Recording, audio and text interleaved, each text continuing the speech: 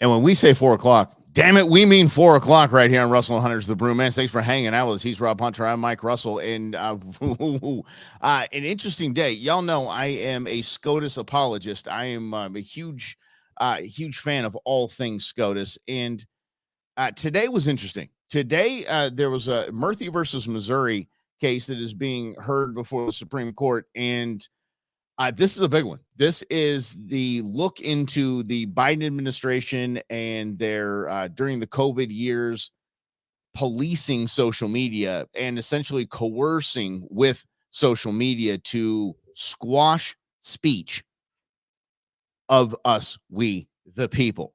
And listening to the arguments, it was obviously cut along ideological lines. But what was concerning to me most was seeing the Sotomayor, Kagan, Jackson absolutely jump all over what we would see as a clear cut and dry case of the government saying, you can't say that, which is a violation of the First Amendment, no matter what surrogate you use to do so. But this is the craziest part to me, Mike, is I just saw a poll the other day that said something to the effect that 30% of Americans, I think the First Amendment goes too far. So we talked a lot about this on Russell and Hunter, as the ideological struggle that we're having in this country, where most of us still think America is a great country and we appreciate the Bill of Rights and what they stand for and the freedoms that we are born with, of one of which the most important is your ability to speak your mind, no matter what you say, because it's just words. But 30% of Americans think now it's gone too far. So this ideological battle, Mike, that I bring up really comes down to a different set of ideals that have been taught to younger people, and probably some older people too, that it's okay if they're fragile and can't hear what other people have to say. If it hurts them, we can ban it. Now, where this is going, though, the bigger issue is when the government gets involved in something as massive of a pandemic and tries to control the narrative so completely that they negate your ability to speak against the quote-unquote narrative that the government is offering. That's where this really gets dangerous and really un-American. But, Mike, that's that part that I'm concerned about, is the fact that 30% of Americans now support something that is un-American. Right. So wait, look at the 30%. So it would be interesting to dig in a little further. And I don't know if you did this, actually flesh it out. What is meant by the First Amendment going too far? What they said. Yeah, they just said that you shouldn't have a full ability to say whatever is that you want. And this wasn't in the context of fire in a crowded theater either. It was well beyond that. Not quite to the fact that you shouldn't be allowed to hurt someone else's feelings, which you can't control, but the fact that they don't think you, Mike Russell, should have the ability to fully speak freely if you're a meanie.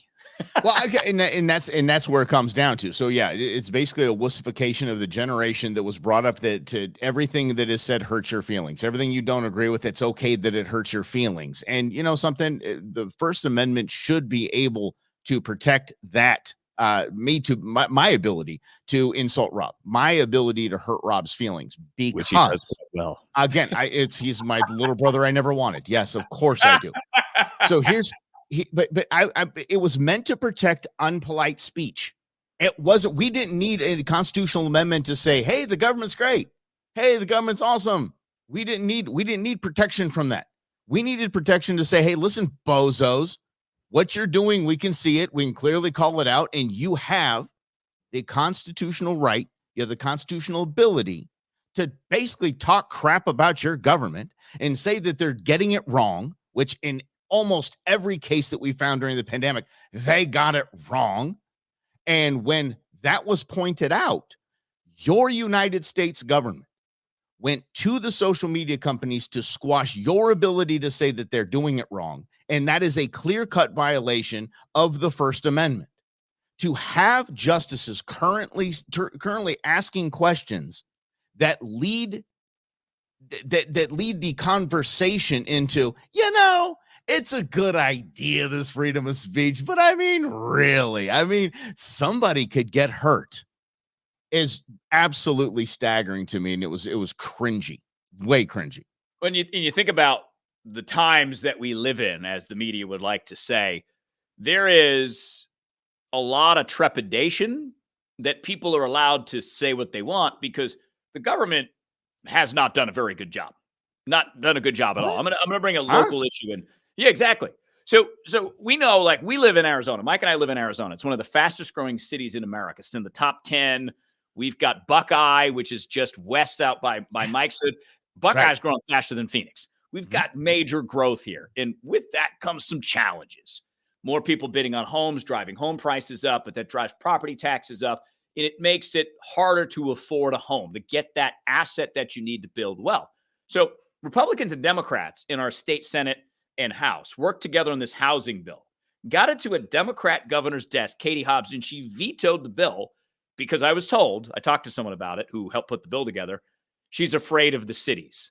So this is another example that most Americans agree the government stinks, Yeah. but they're trying to limit our ability to say the government stinks so that during a pandemic and with Trump running for reelection, no, no, no, no, no, no, no. Those freedoms that you've born with, that you've had since 1789, we're going to start to rethink some of those. And to Mike's point about the justices, look, this should pass. It should win. It should be overwhelming. Maybe it's 7-2, maybe it's 8-1, maybe it's 5-4. I don't know what the end result of this free speech case is going to be, but that movement that now includes at least one of the justices to question the validity of the First Amendment is the bigger deal here, because this, like the dominoes, right? Once one domino falls, how many more Yeah. fall?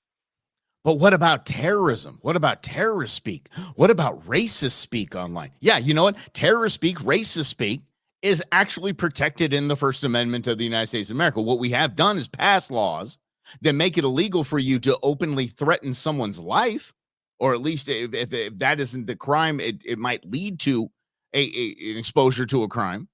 But that's not what's at play here.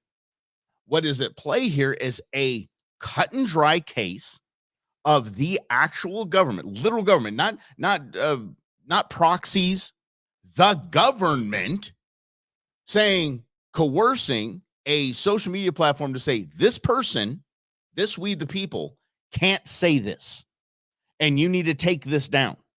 That is what the First Amendment is, that the government cannot do that, period. Let there be consequences for your actions. You're not free from, you're free to speak, but you're not free from the consequences of your speech. If you make a threat like Keith Olbermann made a threat online calling for Trump's assassination. Now he's going to be investigated. What's that D-list comedian, red hair? She had the whole. Oh, No, no, man, that guy's killing it in Vegas, man. Carrot Top's crushing. he might be B plus level. Kathy Griffin. Griffin, yeah. That's it. Yes. And she got a visit from the feds for holding the picture, the bloody head up. I mean, it's something you don't do. So you don't have freedom from consequences of your speech, but you cannot have the government tell you can't speak against them. That's the reason it's there. And Lynn brings up a fantastic point. Why not get rid of them all? I wouldn't go that far. I would just ask those telling me we need to get rid of the Second Amendment, right? We need to get rid of the First Amendment. We need to rethink this. Okay, which other of the group would we like to revisit? Which one do you want to get rid of? Let's say you get rid of that. We'll get to pick it. Which other one do you want to get rid of? Nope, Fourth just is the one that's gone. just the one that's bothering you today, and that the bozo media told you need to be bothered by it today. Well, pardon me. I think there's also a protective measure about this, that people like Anthony Fauci, who was the main spokesman during the pandemic, they don't want to be criticized. They don't want to be called wrong. They just want an easy path to be assumed to be right. But I mean, we have, how many years has it been since 1789? It's been a lot. 200 and Don't make me do that, man. I'm not going to do the math either. 200 and whatever, 50 years, something along those lines. 250 years we have of government going against its own values that it was created. I mean, I can talk about John Adams and the Sedition Acts, the Alien and Sedition Acts of 1798. Adams was upset because he was being criticized in a time of war. So even though he was such a proponent of the First Amendment, he said, the hell with Adam, the president now. So you have a natural reaction. So when you're given a freedom, the only way to go from there is the opposite way.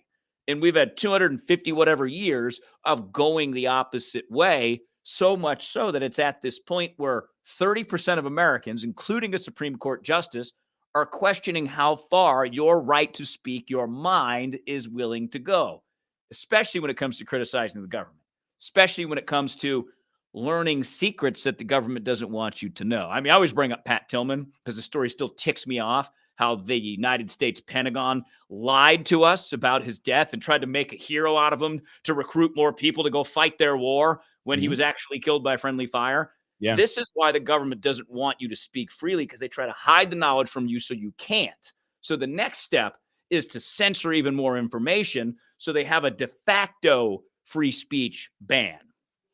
I was actually just at a sports bar this weekend and saw it was actually it was some sort of a bar, but it had a big Tillman everything, and you were the first one I thought of. I was like, oh, that would trigger my guy right there. That he's gonna get triggered walking and seeing that. Goes like, everybody I know. We love some Pat Tillman, but do you want to know the real story? Someone buy me a beer. We'll tell you the real story. Yeah. Mm-hmm. Yes. Well, and it's just that, Mike, that just. It's all these little things that in the 27 years that I've done this, in the almost 20 that you have done this, you pick up little things along the way, and then you put those little things together and you see the puzzle, and you see that the reason the government classifies so many things, in my opinion, is to cover up their idiotic decisions and their lies. So they don't want you to know, because one of the biggest things throughout human history that has shaped cultures and countries is who has access to information. So I went to Italy in October, and one of the things they talk about in regards to the Catholic Church, at the very beginning of it, the priests knew how to read, but they didn't teach anybody how to read. They made people come to church, so they kept the power and the knowledge and took all the money with that knowledge. That's the way humans work. I was just watching there's a series on Netflix about the Cold War. So I watched the first episode. It's like a 9-part series. When Truman, who was the president when the atomic bomb, when they did the test and they knew it was going to work, they gave him that information. And I'm like, okay, he's like one of 7 people in the whole world that know that. How powerful is it to know that knowledge that you have a bomb that can destroy a city? Mm-hmm. And what do you do with that information? He told Stalin, by the way, Russian Stalin. Yeah. Okay. Mm-hmm. It was just in passing, maybe over a drink. Just well, yeah. Here's the crazy thing, and I don't know a ton about all the ins and outs of World War II, but when the Germans were defeated, they were defeated by the Americans, the British, a bunch of other nations, and the Russians. So the 3 nations got together and had a little summit on what to do with Germany and the German land, and that was part of that conversation. Truman's like, "Hey, Stali, got you, buddy. I got a big bomb. You want to test us?"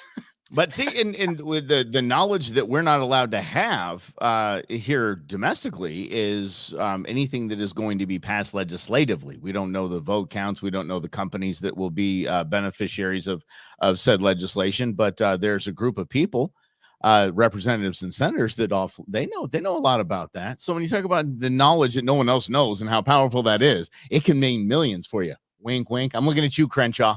Looking right at you, buddy. There's some good insider trading happening up there. So yeah, I mean, that's a kind of a micro version of that. It's not any big bomb, Stalin and yeah, it's the same. It's the same power. It's the same point. Yeah, if I learned which companies the government was going to invest billions of dollars in, and I knew that before anybody else did, yeah, okay. Why wouldn't I use that information to my betterment? Now, I wouldn't, because I have honor, but many men and women in the Congress and the Senate, White House, obviously do not. I'm to the point where I'm like, just feed me the information. Okay, I'm getting mine. That's almost to the point. I'm just gonna get mine. Okay, fine. Yeah. Mm-hmm. Jeez, why not? I want some of that noise now. So obviously, going to keep you informed on everything. This is a really, really big case. I mean, this was so important that the framers had this as number one. Number one, your ability to speak out against your government and their wrongdoings is number one. That's the biggest. Number 2 was being able to carry Strat. Yeah. So those are the top two, and for a reason. Okay. So it's weird the Supreme Court even took this up, but okay, all right. should be just settled science, as the Barackster used to say. Let's move on to the word du jour, the word that is the distraction, the word that is the freak out. I'm talking about the word bloodbath, okay? Bloodbath. Quite frankly, a great word to say. Bloodbath. We love bloodbath.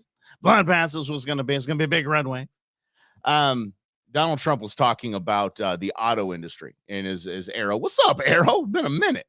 As he brings up, he was talking about the auto industry, the lack of tariffs, the bloodbath is going to be if Biden keeps along his way, especially with electric vehicles.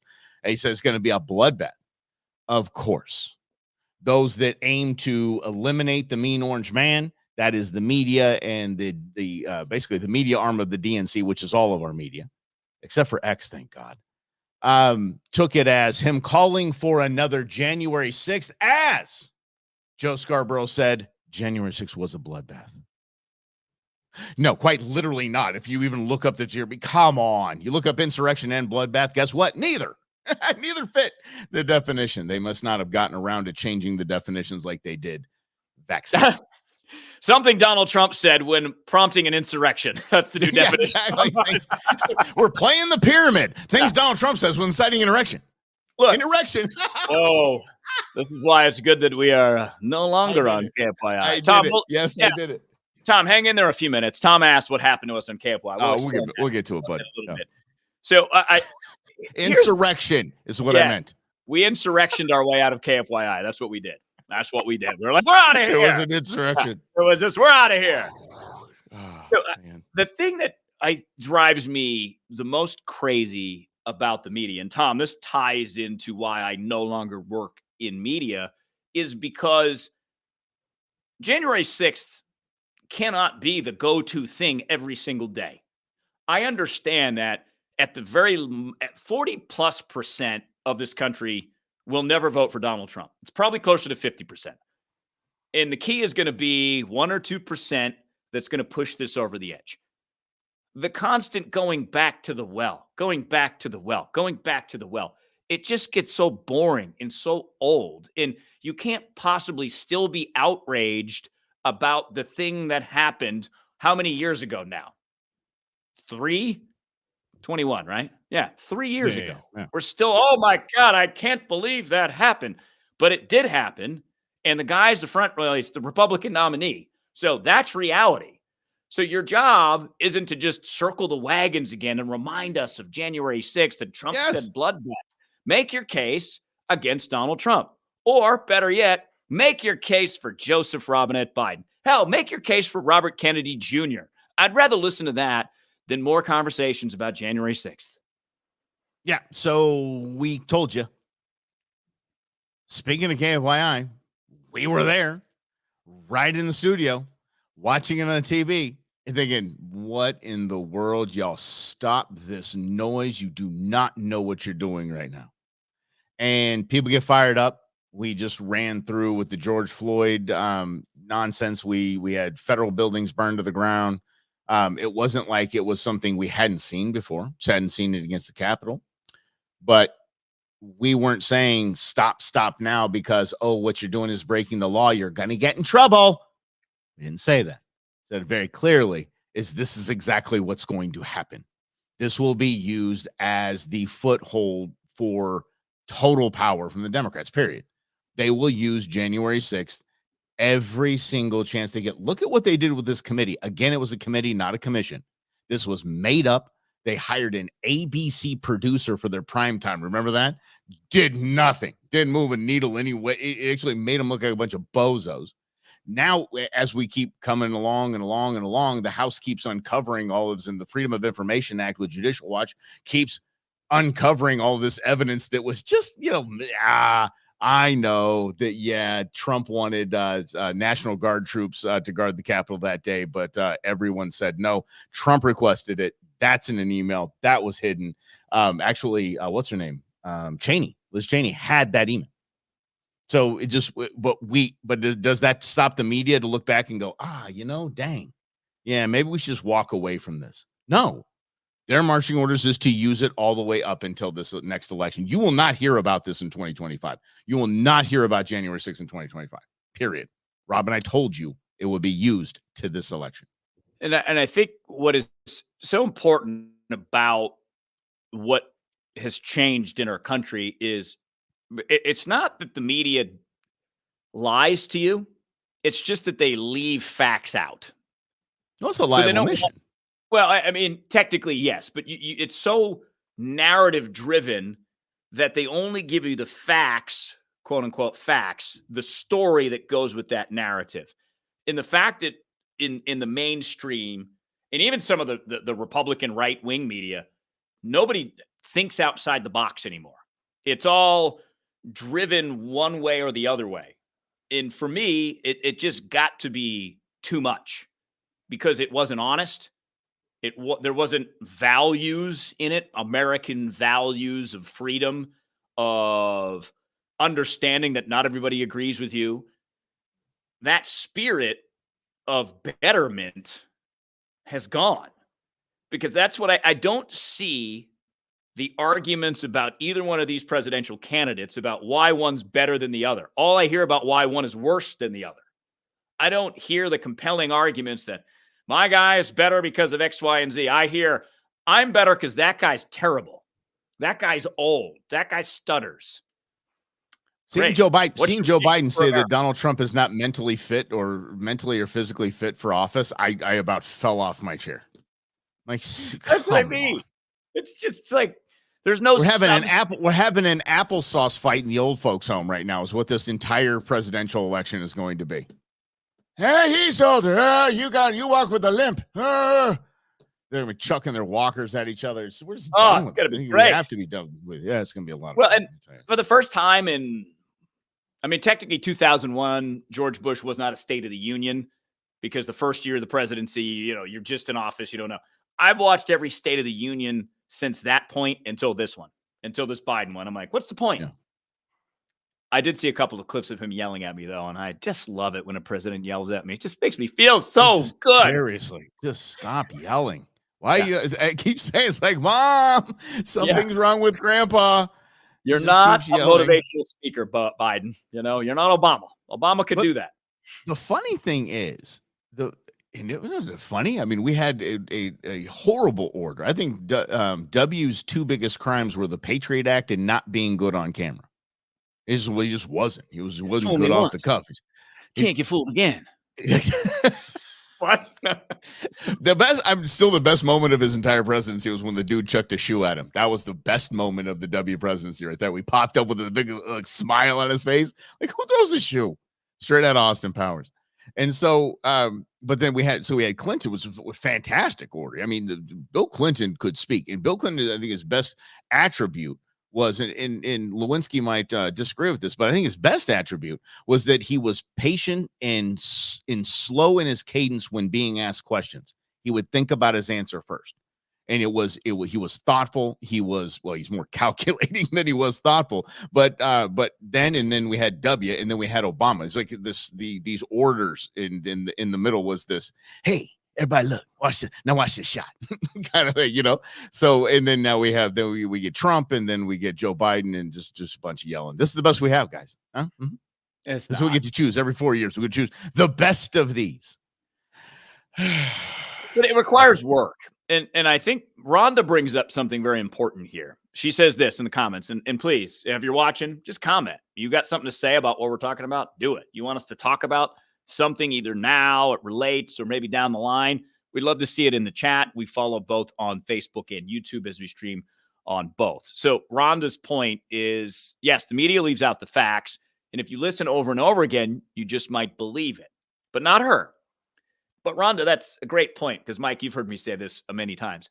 Language is contagious. The language that you listen to most often sticks in your head, and it starts to impact the way that you think, the way that you see the world. So if you only listen to that, you have a very narrow point of view that is skewed a certain way that isn't indicative of reality. And my impression from being in the media for almost 27 years is that most members of the media have an incredibly narrow point of view of the world because they never actually go out into the world and talk to real people in the real world to find out what real people are thinking. Good news is you're here with us, and Mike and I do that all the time. Mike goes to bars and sees Pat Tillman things, and he has great conversation with people in there. I do the same thing. No, I just thought that would trigger Rob. Yeah, That's all I definitely. thought. I was like, this is going to be a rough one. Yeah. Yes, But Arrow's look, right. Neuro-linguistic programming is exactly what it is. it completely is. The I mean, brain people think, Sponges.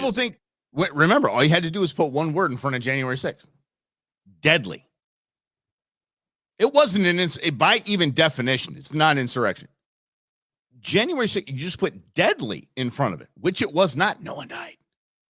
But if you say it enough, that's the neuro-linguistic programming. You say it enough, and then you just see this opportunity. This tiny little window opens up, and you ram our entire media apparatus through that tiny little window when the man said bloodbath. That's it. That's it. He's calling for a bloodbath again. Remember, it was a deadly insurrection. You made it up. And you keep saying the words over and over and over and over and over again until the masses believe it. It's exactly what we're talking about. Well, I will say to President Trump, if he were to listen, be very careful about the words you choose, though, because you are trying to win this election. So if you know the media is going to cover you a certain way, beat them at their own game. Beat them. Because it's only going to take 1 or 2% of the voting public to win this election. That's the 1 or 2% you have to understand. I am sure that most people right now pretty sure how they're going to vote come November. You're going to pick Trump, Biden, or Kennedy. Maybe you're going to vote for Cornel West or Jill Stein, but you know who you're going to vote for. There's a very small percentage of people who still are on the fence or might go this way or that way. All communication should be geared towards those people, in my opinion. So for me, if I was running for president, I would avoid controversy like that. I would spell out my vision while slamming Joe Biden as a terrible, horrible non-president. But that's just me, because I think one of the problems and challenges that I've had with Trump is the continuing to talk. We talk about January 6th. Stop talking about the damn elections. 2020, 22. Stop it. It's time to move on, because there is zero proof elections were stolen. Zero. None. It's never been found. There was a guy who wrote an article in the Arizona Republic, our former newspaper here in Arizona, who said the Trump team hired him to find fraud. He found some, less than 200 across 12 states. So that narrative is just a narrative, and it is a lie. But to go back to your point, Mike, you say a lie often enough, people believe it. You know who said that? A certain guy who ran Germany in the 30s and 40s. Had a funny mustache. He did have a funny mustache. Had a funny mustache. So that's my real challenge here, is that even the candidates just don't tell you the truth or what they really think or really feel. It's just lies on top of lies on top of lies on top of lies. So we're creating this big lying narrative where there is no truth. But maybe there is no truth after all, Mike. We'll get philosophical. And I think that, again, we can use the same thing that Rob was talking about there. You're talking about stolen. There's different versions of stolen. So if you just take the same one and we're just talking about Dominion voting machines, well, okay, then there we go. We don't have the hardcore proof, don't have the evidence in our hand. Although Rob and I talked to a guy, he sells pillows, who said he has 3 terabytes of fact and proof. Have you seen it, Rob? Did he send that to you? Was it in your Dropbox? Maybe it was the file was too big, 3 terabytes long.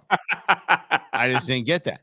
So then that goes, and you keep saying things like that, and stolen, and I have evidence, and stolen, and evidence, and stolen, and evidence, and stolen, and evidence, and then nothing is presented. I mean, you go back, you look at that Time article back in 2020, and they said, here's exactly how these 5 states changed their voting laws to make sure Joe Biden was the winner. Okay, if that's your version of stolen, stolen. If you keep saying stolen is somebody went in the computer and changed votes overnight, okay, we need to see proof first. We have proof of the first. We don't have proof of those. So, but if you now, so the media takes things like bloodbath, deadly insurrection, and has used them effectively against their opponent, Donald Trump in this case. What they have also done is associate the word stolen with lunatic. They have a stolen election, rigged with lunatic. So the more, I think to Rob's point, the more you say this as a presidential candidate, rigged election, stolen election, you're going to be looked upon at those moderates of those 2-3% that they need so bad, as they've been conditioned, whether you like it or not, and who did it, who cares? Whether you like it or not, that's the way it is. Stop saying those words. And that's, again, you're trying to get to that 1 or 2% to win election, because everything has to be about winning. Because you can have the greatest policies in the world, but if you have no power to implement the policies, those policies are basically garbage. So if you have the better policies and the better plan for America, run on that. It just seems real simple to me, especially given that, and Trump's ahead in the polls right now, but don't get cocky about that, because it's March. Ronald Reagan was down by double digits in 1980 against Jimmy Carter, who was a horrible president at this point in the presidential race. And so was Hills. Exactly. Hills was up by 8 points in 2016 at this point. So you just keep that in mind. So the polls right now are irrelevant, because not that many people are paying attention, especially to this election. So come September, polls start to matter again, because we don't know what's going to happen over the next few months. It could be all kinds of crazy things with migration, crazier than they're already seeing, that actually makes the news, that might impact the election. America's $36 trillion in debt might catch up with us. Who knows?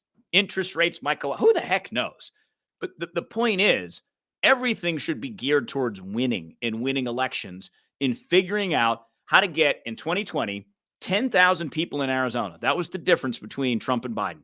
In 2022, in the governor's race, Kari Lake versus Katie Hobbs. Again, both of those candidates, Biden and Hobbs, no stage presence, no great orator abilities. There you go. Cannot connect with an audience, yet still won. So in 2022, 17,000 people. That's the difference. I mean, Trump won collectively in 2016 by like 77,000 votes.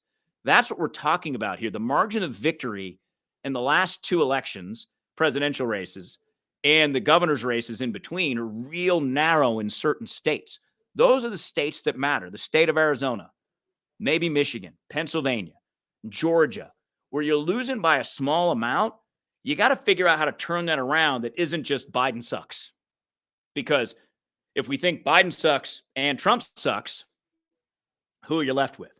Well, somebody in that camp is going to have to try to convince 20,000 people to vote for me so I can win in key states.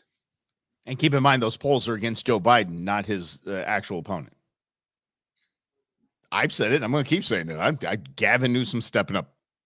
I mean, is that a Barry O? Did you see him going in, sneaking on the back door? Some shadow diplomacy. Not the hat. I believe he's in France. Is it Macron he's meeting with? Somebody. I mean, just like, gonna go. Yeah. Yeah. Oh, we're here to sit here and talk about having daughters. Yeah, just like my buddy on the tarmac there with Clinton. We're just going to talk about yoga, like Hillary's emails. Recipes. Don't forget the recipes. So, Hillary recipes, yes. She looks like a gourmet cook. She is. Let me tell you that. Yeah. It's a lot of time in the kitchen. You can tell. Hillary Clinton. No. What does she do in her downtime? Whips up a souffle for Bill. Nobody said that ever. Stop teeing it up for me, Rob. Just stop. You're triggering me right now. This is family programming. Family programming. No, it's no holds barred. It's the internet. We can do what we want. Yeah, I guess. So I guess I could say January 6th was an erection and not. Oh my God. I already did it once. If you get an erection from January 6th, please call your doctor.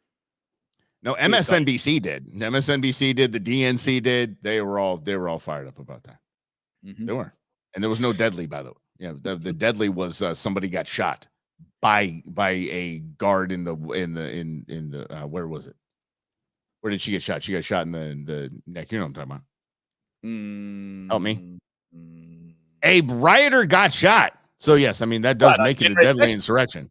Huh? Oh, you mean the Ashley Babbitt? Is that what you're talking about? Ashley Babbitt, that's the one. Yes. Yeah. I mean, so it was deadly that way. But we lost cops. Well, we didn't lose cops, but yeah. Here we go. Arrows jumping in. Chicks like, oh, here we go. But that is Arrows unleashed. He has free speech right here. I love it. I'm all about it. But okay, so let's actually kind of flip that back around. So when we talked about earlier the First Amendment argument that's going on in front of the Supreme Court right now, this is a long game. Rob brought this up so masterfully. It was a genius way to look at things about a year ago when you started talking about Roe v. Wade, and you started talking about basically playing the long game, how the Democrats are playing the long game with the Second Amendment. They're playing the long game with the First Amendment too. Because, I mean, they literally now are making it acceptable to the tune of 30% of Americans think the First Amendment goes too far, that the government can go, yeah, hey, Twitter, hey, Facebook, you can't let this guy speak. This guy shouldn't be able to speak. If that becomes okay, that's, again, the long game, and this long game played effectively, as they do. It's something that a dictator like Putin would say about American politics is, I'm going to be here for a while so I can wait out the next president. So, and you obviously saw him do that during the Trump years. He's like, all right, I'll just sit here and wait. I'm not going anywhere. So I'll maneuver and do my things. And then when I have my opportunity, I'll take it, because he did. So that right there is one of the arguments that if I'm Trump, I'm making, because it's where Biden is the weakest, in my opinion, is that look at what's happened to the world in 3 years since Biden's been president. We have Hamas attacking Israel fighting back. We've got Ukraine and Russia. We've got other skirmishes that are popping up. We've got Taiwan and China, and we've got China expanding their territory. They are closer and closer to Hawaii all the time. So they're expanding their reach and influence. You have all of these things that have happened under Biden that are great arguments to make against the guy. But that's, I think, missing for the most part, at least the headlines that I see. And again, I'm not watching every rally, and there's only so many times you can hear the same thing. You know what I mean? Well, I'll give you an example. So I went to Iowa in 2007 and 8 to cover the 08 election. We used to go and follow the candidates around, and we'd go to their appearances. They have the same speech at every appearance. Yeah. So you'd see it 3 times, and you'd be like bored with it because you've already heard it 3 times. It's the same thing with watching rallies. A lot of it is just the same messaging over and over again. Republicans, Democrats alike. Well, so I'll say the last 3 State of the Union addresses.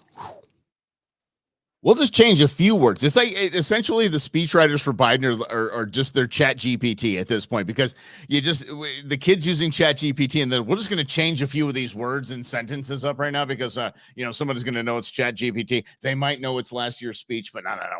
They'll never catch on if we just change some of the wording. But the same message. But the same message in all the key tenets. So it sounds the same because the key tenets are the same in that playing the long game. In the tactic of playing this long game, like we're just going years and years and years. It's no big deal. And I like Rob, I think mentioned about long game of Russia waiting to see what we can get into Biden instead of Trump. Taliban, all these guys, they're like, we know this. Hamas, they're like, we've been doing this for hundreds of years. You guys think we have to get it done before an election? We're good. We're gonna wait. We're gonna sit here and fight. We lose a few thousand people. Who care? We don't care. We'll make more. They know how to play that long game. Well, and you think about this again, how society and how people work. We're very emotional. We are not thinking creatures who feel. We're feeling creatures that think. Our feelings and our emotions drive a lot of our behavior. So when you have something like news, who loves to be outrageous because it gives you an emotional reaction, it forces you to spend time on that thing, the news. Meanwhile, there's people in the background who are not distracted by day-to-day outrages because they're working behind the scenes to get rid of the Second Amendment by using states like Illinois with a Democrat legislature to pass an assault rifle ban. But that's what they do. So they have a whole state to do it simply to challenge it in the courts to try to whittle it away. Mike brought up Roe versus Wade. The conservative movement started to get rid of Roe versus Wade in the 80s, early 80s. And it took them 40 years to do it, but it was designed the same way. You find Republican legislatures in Republican red states, and you pass very limiting abortion bans or an outright abortion ban. And you remember states like Alabama, Mississippi, they would try to whittle it down from what viability is the big word in Roe versus Wade. And I think that's about 26-ish weeks, 24 weeks, 22 weeks, somewhere in there. So they wanted to lower the choice to say 5 weeks, 6 weeks, 15 weeks. That seems to be the going rate that we're talking about. But those were designed to be challenged to other courts and to see if those decisions would stick. All the while, Republican presidents who have opportunities to appoint Supreme Court justices do that in hopes that Roe versus Wade gets another shot at the big court, the nation's high court, which it did. Democrats are doing that same playbook for your guns. So they're starting in Illinois. They want to challenge it. They know they're going to lose eventually, but it's not tomorrow they're trying to win the game for. It's 2044 where they're trying to erode your ability to own a rifle. That's how this game works when you're not distracted by day-to-day fights. Well, the funny thing is, in comparison of those two, Roe and the Second Amendment, I mean, the Second Amendment this is a little more challenging, because remember when the Supreme sent Roe back to the states, that it was exposed. The Bidens, the Kamala Harrises, the Mitch McConnells, the Republicans and Democrats alike, they had an opportunity to have it out in the House and in the Senate and actually codify that as a law. Like you got that. It's not just a ruling that we use as precedent. And that's why Ruth Bader Ginsburg told Clinton, yo, don't jack around with this. You need to codify this now. This is dicey dicey ruling as it is. It's a dicey opinion. It's on shaky ground. The evidence is going to come out how dicey all of that was, how shady all of that was, who was paid, who lied, and all this stuff. It's going to come out. So you need to make it a law. Yeah, I'll get around to it when I want to. Yeah, I'll get around to it. Didn't get around to it. Neither did Barrio. No one got around to it, and they were exposed when the Supreme Court said, yeah, it is kind of shady. It is dicey. So we're going to go ahead and send it back to the states where it belongs. So, yeah, it's the politicians' fault that did not get done. So now they have the ability to be like, oh, it's those ultra MAGA Republicans that want to, take away your rights and all this health care. And please, I'm praying we all see through this noise. I hope so. I'm going to bring up AOC for a moment, not directly related to Roe versus Wade or abortion. But if you noticed when AOC first got to Congress, she was in front of the camera all the time, from the microphone all the time. She had hot girl privilege. New good-looking woman comes to Congress. She's like 30 years old. She's progressive. She's fiery. So she gravitates towards all of this. And what she does is drive a lot of daily outrage through the news. To her, AOC, this helps because she's able to raise money. So what they do is they manipulate you with outrage so that you'll donate money to their campaigns. But now that I think AOC's in her third term, or she's running for a third term, I can't remember. She's not on camera as much. The shine has worn off that because there's other crazier members of Congress than her. But what AOC is doing is she understands as she gets into her 30s, life is not lived in the day-to-day outrages. The changes to policies are not made in the day-to-day outrages. They're made behind the scenes. You lobby, you build your coalition, and you do that in private so that you get rewarded in public. So what I get out of all of this is it's really up to you to notice what you're ticked off about and why you're ticked off about it and what to do about being ticked off about it. For me, it just got to the point where it just wasn't worth being ticked off about every single issue that I cannot control in America, because all I do is vote. Now, if I want to do more than that, we do the show. We hope that you share this because we want to have a bigger, broader conversation about where this country needs to go than we are right now. And do it in a way that understands, for me, we have two parties in this country. Both of them want control of your money and how to spend it. The money they take from you, that's it. So when you have two entities competing, they're going to lie, cheat, and steal because there's only two. And when winning is the only thing that matters, which it is, because that's how you implement the policies, but more importantly, that's how you spend American taxpayer money. When winning is that thing, of course, there's going to be all these shady things that happen. But the only way to change that is the same strategy, to have a long game strategy, to either get involved, do something about it, spread the word, have different conversations, open up people's minds that there are other options. I mean, we're America. America's done so many different, great, fascinating things. Why? Because the American people are free to invent things, to do things, to try new things. Once that gets sapped out of us, we lose our entire identity as a country. And that, to me, Mike, to go back to your initial point, if you didn't catch it, Mike brought up at the very beginning the Supreme Court case about the First Amendment and how Judge Jackson, if you're nasty, Yeah. basically questioned why we need the First Amendment, or maybe it's time for a change.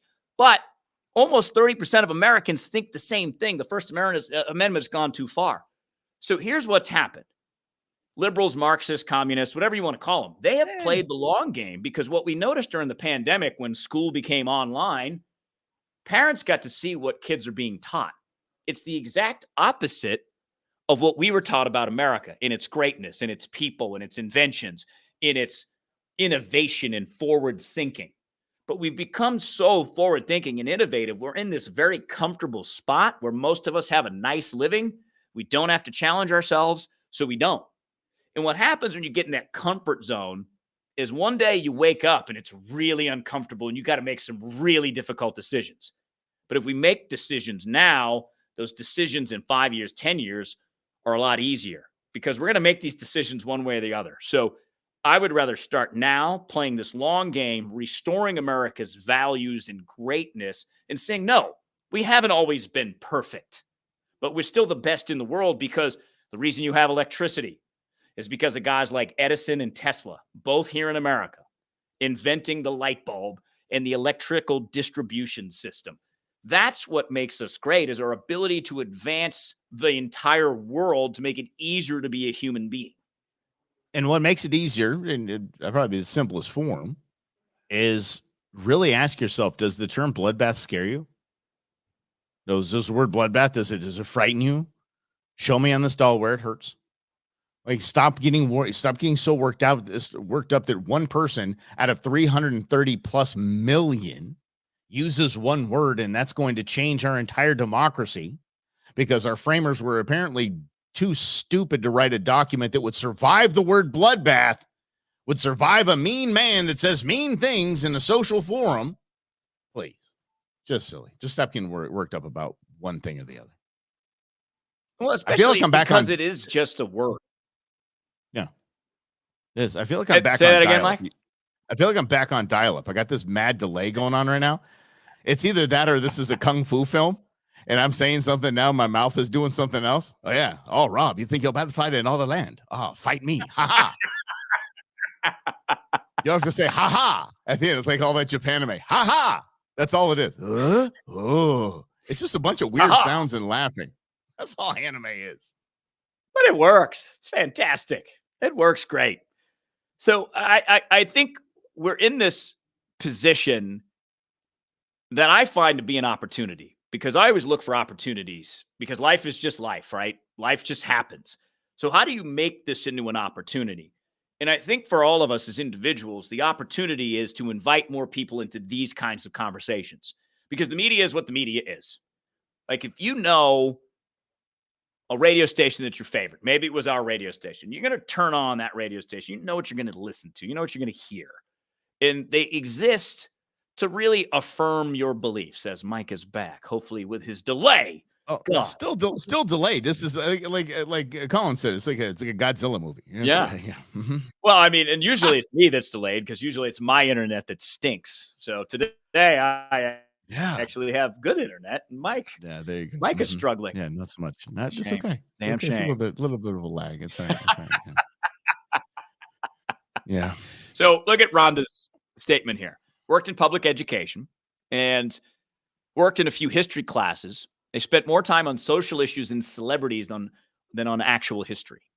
And I think that is such an important lesson, because history is taught so that we learn lessons of what we did wrong and what we did right. So we either repeat the right and fix the wrong. Because we use history as a weapon in this country, as if there's something we can do about what had already happened. You know, the 1619 Project. Look, I get it. Slavery was awful. It's abhorrent. But you know what? In 1619, it was normal. Doesn't make it right. Doesn't make it wrong. It made it real. So now, here we are. So 1619, has it influenced policies and created wealth gaps? Of course it has. What are we going to do about it, other than complain about stuff we can't do anything about? Because the whole point in learning about it is to say, oh, that's really interesting. Let's apply that lesson and move it forward. But it takes too much work. I don't know. Seriously, this is totally throwing me off with this delay thing. But the audio's right? The audio seems good. Robbie, help me. Yeah, the audio sounds. Okay, good. Oh, Then, yeah, then I he's won't worry about it. Now I'm not going to freak out about it. Let's get to speaking of the education system, and this is a good, nice segue.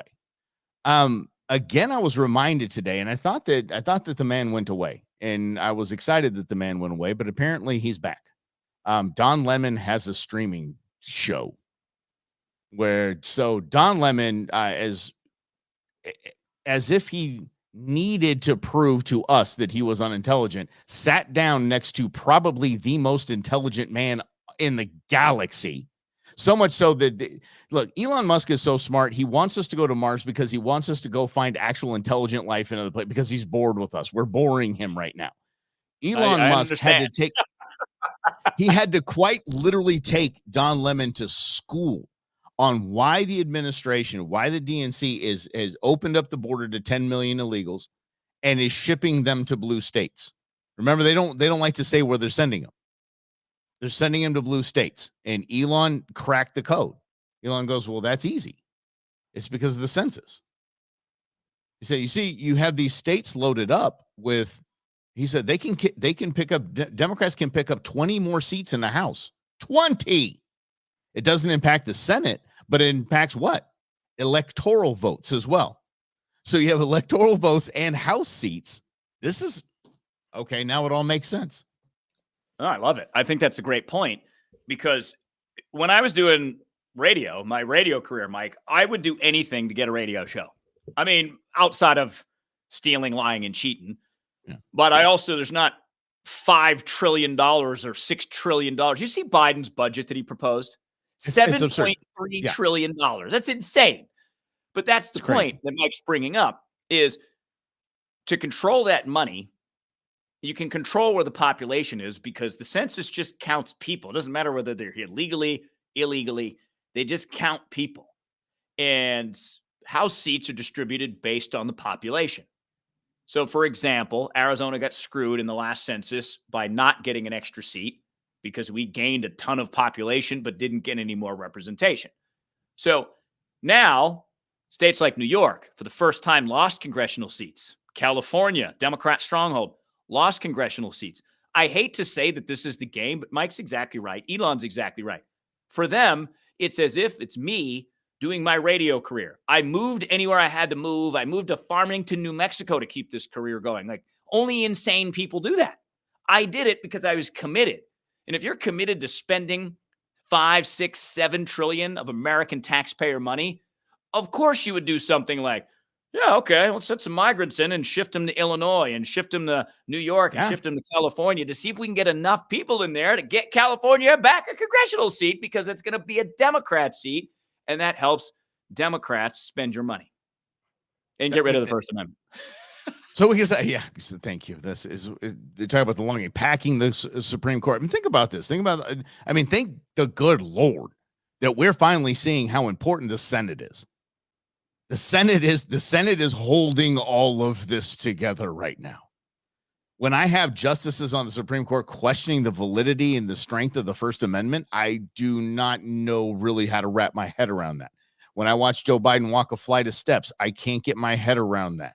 When I watch the infighting between the Marjorie Taylor Greens, the Matt Gaetz, the AOCs, and all these bozos in the House, I can't get my head around that. And then there's the Senate. Where's Mitch McConnell going? Thank goodness Mitch McConnell get booted out of here. And hopefully we can have Chuck Schumer right behind him. But I see them as what they were meant to be. The brakes. Hold on, everybody. Y'all acting like a bunch of morons. And in this plan, if Elon Musk is correct, that this allows for more House seats and more electoral votes. Well, guess what? The Senate's the only thing that will stop all of this and hopefully hold some sanity for the Electoral College, some sanity for the filibuster, and it just hold it all together. God love it. And then that's that big question, because is that what American voters want? Because it does seem that we forget, number one, we're in charge. And we do have a say in this. We pretend that we don't, and it's disempowering for all of us. And I think that that's one of the major challenges, Mike, that I see. And thank you all for joining us. Lynn, Rhonda, Daniel, what's happening? Nicole, good to see you guys. So, And Arrow, in by the way, understanding, there's a lot of reasons. There's a lot of reasons why Dave Pratt is not in radio and TV. It's not that it's tough. I'm just going to go ahead and leave it at that. I'll leave it at that. Sorry, Rob. Go ahead, bud. all good, all good. Yeah, And understanding that we do have power, but we have to exercise it together. That if we want a better system, then we have to make that better system. We have to create it. And that's going to start at the ground level. So for me, I'm not really worried so much about 2024 because my life's going to be my life. What I'm thinking about is 2028, 2032, 2036, because I'm 45. My history in this country has been great. I got to pursue the career that I wanted to. I got to work with my big brother, Mike Russell, still get to work with my big brother, Mike Russell, get to hang out with you guys. But for me, that bigger issue is always about what is next for Mike's kids, for your kids, your grandkids, because my, coming up in America is already done. I'm on the tail end, I guess. Half my life is over if I'm lucky. But for those kids that are now 12, 15, 18, what does America offer them starting now over the next 20 years? It seems that it's going to be way more difficult for them to live their version of the American dream than it was me. I was having this conversation last week and over a couple of drinks, and it's real when you look at a picture of a family of 5 living in a house, had a car, and had dad working at the Ford plant and mom staying at home. And that income from the Ford plant afforded all of that. The house, the car, the kids, everything was good. So if that family looked at where we are right now, they'd be like, oh my gosh, it's so hard. I can't believe that it's so hard for them to make it these days. Man, we just really screwed this up. And you know what we did? We did the same dang thing. We screwed it up as best we could through our generation. Yes, Gen Xers, I'm talking to us. It's okay. So, we are amazing, but it doesn't mean we aren't without mistakes. Doesn't mean we didn't screw up a bunch. So we screwed a lot of things up for our kids, and it is going to be tough for them. It is going to be, should we say it's harder for them, it's tougher for them, or that it's just going to be a lot different than it was? Because I love my life, even the setbacks that we have, and we'll talk about the KFY thing here in a minute. But it's difficult and challenging, but I don't think it's too difficult, too challenging. And I think our kids are going to be the same way. We're going to think, oh my gosh, I don't know how the kids are going to survive with this whole, BlackRock this and war this and the politicians this. Every generation's been singing that song. And that's why you will never hear me speak out against the exceptionalism or deny the exceptionalism of we the people in this great country. Well, and it's time for to exercise that, because here's what's different about the next 10 years than any other 10 years in American history. Social Security is on the brink of being cut majorly because there's not enough funding to fund all the retirees. So either you have to reduce benefits or take more money out of people. That money is going to come out of Mike's kids' pockets to pay that difference, and ours, but Mike and I will be on probably the tail end of our careers at that point. So we might have 10 or 12 years to pay into that system and try to get some back, but the kids are going to have their entire lives to do that. So for them, that means they have less economic spending because they have less available income to go buy stuff. When you have less available income to buy stuff, less goods get made. So it could lead to a restrictive economy where it is harder to find your own path. That's what I worry about. The financial challenges and the spending in this country are going to create a difficult environment unless we start acting now for the kids of the future. Because Social Security is just one part of it. You've got Medicare and Medicaid spending, which are a massive part of the budget. It's over $1 trillion, both those programs. It's $2 trillion just in retirement benefits. The money's got to come from somewhere. You take it out of people's pockets. Then you got defense. That's what, $800 billion a year? So do you want to have a strong defense? Because the world kind of needs a strong American defense. America needs a strong American defense. That's 3 programs already checking in at close to $3 trillion. So where does that come from, especially as more people retire and as we get older as a country, we face these huge challenges. And another thing is, you can't even talk about America, you got to get healthier because look, it's so easy No. to be unhealthy. I know it's too much personal responsibility to be able to take on something like that because that's going to be part of it. I mean, we talked about death panels during Obamacare, and there's going to be people deciding if someone's too expensive to keep alive. I'm not saying that's 100% sure it's going to happen, but I'm not saying 100% sure it's not going to happen either, Mhm. because you look at other countries that spend a lot of taxpayer money on healthcare, England, Canada, and what those systems are, they're awful, which is why so many Canadians and England, UKers come here to get medical care. Now, I'll tell you this. There is in my outdoor world, there's a big kerfuffle going on at this moment. It has to do with the fairness of auction tags. And the auction tags are for the 10 the big game species here in Arizona, and the commissioners give these tags so they can be raised. Money can be raised for on the ground conservation efforts. Well, the commission has deemed that is not fair because only rich people are buying them. I'm going to talk about to the tune of like $200,000 to $700,000. What percentage of So they're your the not wrong, budget? by the way. Yeah, but what percentage of your fundraising comes from those things?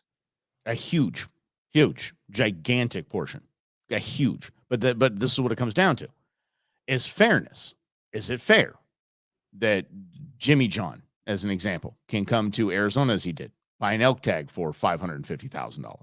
Is it fair that I can't? Well, what we just went through with Social Security, what we just talked about with healthcare, Medicare, Medicaid, Obamacare, death panels, all that, is any of that fair? No. That life ain't fair. And even in the under the guise of fairness, like Obamacare was, everybody should have health care. This should be a human right. Having health care, everybody should have it. Who had to pay for that? And we, the people, had to pay for that. That wasn't fair. Not by any stretch of the imagination was that fair. There's nothing fair. Even if you say, so I'm going to legislate my way into fairness. I'm going to change rules to make things fair. Nothing is fair in life. And the sooner we realize that, I think the sooner we can look at things that we assume are fair, like healthcare, it ain't. And we can see that in every part of our society here in the Estados Unidos. Nothing's By fair. the way, no, and it's so true. I had the commissioner on the Go Show. So if you go to Go Show with Oh, Mike thanks, Russell bud. either on Facebook or YouTube, you can catch what the director said about why. I actually watched that interview. It was super intriguing why an organization would make a decision to eliminate most of their charitable funding because of fairness. I mean, I just found that to be, especially in the outdoor world, which typically preaches more of a personal responsibility. Let's conserve animals. Let's make sure we do this the right way. To have that, we need funding. That it's just, to me, it's just a bizarre decision because I don't really seem like there's an outcry in the real world about, well, I didn't get to go hunt that bighorn sheep in Arizona because Yeah. I couldn't compete with Jimmy John. Is that actually a complaint? Are people complaining about that in real Apparently. sense? I guess at Apparently least the someone right is. people. Yeah. Yeah, we got to get rid of those houses on Camelback on Camelback Mountain, because I'm telling you, it ain't fair. I don't have one. Not fair. It's just not fair. I mean, I saw that Lamborghini SUV, which I think is fantastic. I don't even know why I like it. I have no idea, but I love the damn thing. Is that fair that I don't have one of those? I should get rid of them or make them $100. Or something. It's not fair that I can't go to Super Bowl. A good friend of mine brought this up. Thanks, Pete. If not fair, I can't go to Super Bowl, so we should make all the tickets $100. Yeah. Why shouldn't all? Yeah, no, because it's a business and there's an economy behind it, and there's money that's needed. Yeah. Well, and especially if the idea is to really protect how many species in Arizona are in the outdoor? Over 820 species. And the game and fish and those departments, their job is There's only manage 60. them, right? Yeah, there's only 60 that are game species. So the whole idea is that we need as much money as possible to do that. What are the possible ways we can raise this money? Okay, here's the trade-off. Jimmy John gets to come on a hunt with a guide and go take his animal. Okay, that's a good trade. How much did you give us? $500,000. All right, cool. Have your bighorn sheep. Good for you. if there, you could have, I mean, have a scholarship process where you find 2 extra tags and you give 2 extra tags away for a There scholarship you that go. people can There apply. you go. Mhm. Put me Yep. on the game and fish board, Mikey. Let's do this. Commissioner Rob is stepping up. Yeah, yeah. Actually, the chairman of the commission gave a very passionate speech. He was the one dissenting vote in this. He had a very passionate little speech there. So, but anyway, but just eliminating this idea, the idea that anything is fair, it's just not. And you can't So make it fair. You can't you legislate can't. it so it's fair. Exactly. And we've tried, and look what happened. I saw this comment here. Rhonda said they should, Obamacare's a joke. It is, because it wasn't healthcare reform, it's health insurance reform, and it was a payback. So it actually made what we were supposed to make something fair, we made it wildly unfair. We made it more unfairer, is what we did. Yeah, and when you start to step in and regulate human feelings, emotions, and thoughts, you can't do it. It's just not possible. Yet we somehow still think that if we take your ability to speak freely away, we'll be nicer. No, we won't. We'll just be mean in different ways. Because that's what you got to understand, is that people are going to people. And you can't change that. You can't get people to understand that they're in charge of their own lives, because it's hard. It's hard to say, all right, I'm going to take responsibility for all of my decisions, which is what I did. I said, even the bad ones. I'm like, you know what? I did it.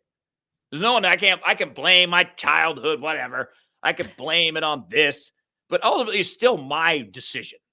And if I take responsibility for that, I then can take responsibility for my future decisions and hopefully think about the stupid ones before I do it and not do it. That's up to me. It's not up for politician A. It's not up for my buddy, Congressman David Schweikert, who hangs out with us here in Russell and Hunter. What it's up, not David? Up to him to fix my life for me. It's up to me. That's the ultimate fairness, is you get to do you. Oh, and thank you, Del. By the way, yeah, he was Obama. Barrio was with the UK Prime Minister today. That's who it was. And it was somebody. It was like somebody that really should raise eyebrows that he's meeting with, just kind of like no pomp and circumstance, no state dinners. Hey, I was around the neighborhood. I was down at the pub there. Oh, it was great fish and chips. And I thought I'd come around, say hi, knock on your door. How you doing? Yeah, I would love to be a fly on Mr. that wall. Obama is here to see you. I just dropping in. Yeah, Michelle had a massage down the road. That's all I got. I got an hour. Yeah. Yeah. I know we're streaming now, and we have a different set of rules, Rob, but we've got to ease into it a little bit. I've already said erection twice, now 3 times on this stream, so we'll ease into it as the change the rating system that we have going on here. So Rob is at an event that he's getting ready for. So let's get scooting along here. Rob, do you want to take the KFYI role? Sure. Don't take that story. Go for it, kid. So, how radio works is when you're a host, you get offered contracts. And contracts vary in length, 2 years, 3 years, 4 years. I got a contract offer as a renewal as mine was up. But I just didn't feel as passionate about, how do I want to say this? Talking about what we were talking about on a daily basis. I started to become somewhat disillusioned by it. So as Mike and I were talking, as I was thinking about whether or not to put 3 years of my life, and a lot of this was personal. It wasn't necessarily related to the company, the station. It's related to the media industry in general. But I thought about these key years for me. I'm 45 years old, about to be 46. So 45 to 48, possibly 49, because there's a 3-year deal plus an option. That is what I really got hung up on for myself, was if I'm going to pivot, now's the time. If Mike and I are going to create our own entity, which we had been doing with the Brewmance, which he does with the Go Show, if we're going to do it in this stage, now's the time. So for me, because my favorite concept in the world is freedom, I chose my own. Now, I'm not making as much money presently, but that is also humbling. But it's the right decision for me to make based on where I'm at in my life. That's I guess the best explanation that I can give. And then I was ready to stick around for a bit and see if I wanted to do a solo show. And basically, this was put it this way: iHeart said, "No, no. We're going to go ahead and combine Phoenix and Tucson. And hey, thanks for playing days before We Christmas." get to cut 2 salaries. Yay! Yay! Yay! Merry No more Rob, no more Mike. Christmas. Look at us So that's saving it. money. But again, okay, so going back to that, going back to really what anything. I mean, you think about this. You think about how what I was talking about on Go Today was those auction tags and the groups, the basically the specific groups like elk, Arizona Elk Society, and those in Bighorn Sheep, and they lose that ability to use those dollars because it has to by law go to on the ground conservation. So a lot of that funding went away, or it's the appearance that funding is going to go away if a equal opportunity or alternative doesn't present itself. They lost their minds. Rightfully so. They freaked out. But then it comes to that point. It's like the day after I was let go at iHeart. Here I am. Nothing pissing and moaning is going to do about it. So, all right, let's figure something out. There's nothing you can do. That it is what it is. You are in the spot where you are, and that's what you're going to have to do. And that going back, and I mean to keep coming back to this, is we talk about the generation, and the next generation is going to be so hard for my children. It's going to be hard for their children. You know what is going to happen? It's going to be, it is what it is. And we're going to figure the damn thing out, and we're going to figure out how to have a good life, and we're figuring out how to move forward, whether that is make societal change or be a part of societal change, or go with the status quo because you like it and that's the life you want. Okay, but it's their choice and their decision as an American, as we the people, and they will get to the point where they're like, well, here's where we are. Here's what it is. Let's move forward and make the best of it. That's all you got. You're only in control of you, ultimately. I can't control Mike. Mike can't control me, as unfortunate as that may be for both me and Mike, because I'd probably be a better person if Mike was, was pulling the strings a little bit. But that's that reality. And I think for both of us to really wrap up the KFYI thing is just that, is that we're now here with you, making a run at it. If you want to help us, if you find that we provide value in offering a different conversation, we would be incredibly grateful if you shared us with your friends who want to have these conversations, who understand that America is in a really interesting place. And if we continue to talk about it the same way, we're just going to be in the same place. But if we have a nice avenue to offer a different conversation that isn't partisan based, which most media is, we can start the process of thinking about America's future for our kids. And I think that is one of our goals here at Russell and Hunter's The Brewmance, is to have you with us, to be able to comment, to be able to tell us what you're interested in learning more about, hearing more about, because I think collectively is how we'll change this country for the better and get better policies in place that actually benefit us. I'm actually trying to find the comment where it is saying that he hopes Rob Hunter is out of PTO. Yeah, that's the hard part. That's the hard part about it's a really hard part about having your own show and being your own bosses, because we don't give each other PTO. It just happens. Just say, can you cover the show? Can you not cover the show? Really is what it is. But yeah, let me tell you this. After 16 years of being Rob's friend and working with Rob, I understand that PTO is a very big deal to Rob. If Rob can take it, Rob going to take it. That's just is what it is. Yeah. So Rob isn't going to change just because we're streaming. No. Well, and part of creating the life that you want sometimes requires you to travel. So before I had even decided to leave KFYI, I went to New York last week. We talked about it on Friday. That was already in the works. So that was, didn't matter whether or not I stayed at KFYI. So it just so happened I flew on a Friday and a Monday. And then Mike and I were like, let's do Fridays and Mondays. And I was like, cool. And I forgot at the time that I was like, oh yeah, I'm going to March. I'm going to New York in March on a Friday and a Monday. So sometimes that'll happen.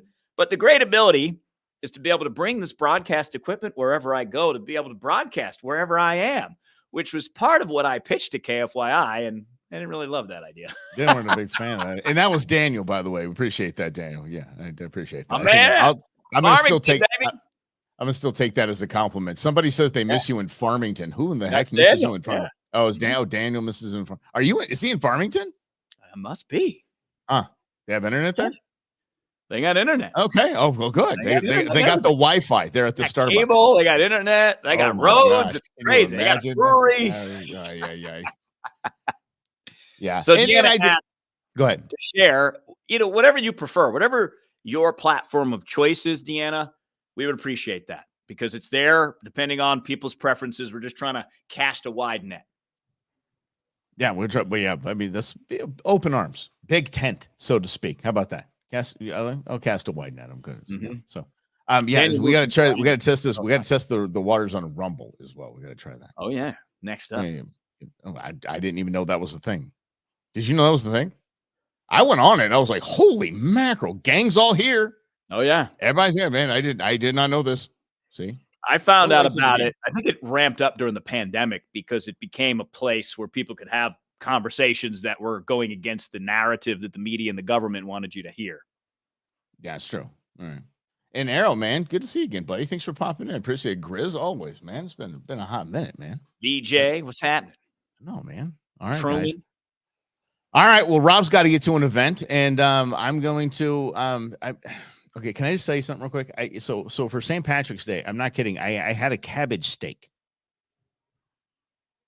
That's not a steak. No, it's cabbage. Mm-hmm. It's cabbage on a grill. It's grilled cabbage. Stop trying to call it a cabbage steak. Do you slice it like a steak? Yes. So I mean, it's like you're kind of fooling yourself. Like I think I'm eating. No, it doesn't even fool yourself. I put a little Slavo on that and some balsamic. It's fantastic. It was actually pretty good. I ain't calling it a steak though. I'm not calling it a steak, but I'm trying all these new things, like eating things that aren't beef. Nice. And it doesn't help calling them things that are beef. It doesn't help at all. No. Like, don't say you're hunting, you're mushroom hunting. Don't tell me you're mushroom hunting. You're not hunting. You're veggie foraging. Burgers. No, it's not a burger. No. It's just a veggie patty. Veggie patty. Deanna, I'm telling you, Deanna, I would tell you that I agree because I always thought cabbage was nasty. I'm telling you, but I tried this grilled like this. It was pretty darn good. I put a little bit of Worcestershire on there just to make sure it's I was pretending it was a steak. But yeah. Mm-hmm. Yeah, but when you're dating somebody that likes to eat all the vegetables, I'm trying. Put Slavo on everything. SlavoSalt.com. Oh, put in the coupon code BREW. We'll save you 10%. It's awesome. It's made in Phoenix, Arizona by our buddy Slavo. Right. This seasoning is so good. 100% money back guarantee. Mm-hmm. They've only had to use it once, and the lady said because she didn't use garlic. He's like, quite literally, that's the main ingredient. But okay, here's your money back. Holy okay, Daniel's policing me right now, but they said Rob has to go. Okay, yes, you do, buddy. So get have a great event and speechify, buddy. Go out there, preach the word, do your thing. And don't forget, Mike's doing the Go Show 5 days a week. So make sure you go follow the Go Show with Mike Russell wherever you want to get your Go Show content. 11 a.m., baby. We're going to do it. Thank you so much for playing along with us. Robbie, go kick some butt. I can say it on this. Go kick some ass, pal. You're going to do great. All right? All right, guys. We'll see you at the nooner on Friday. Noon. We'll see you then right here in the Brewmates.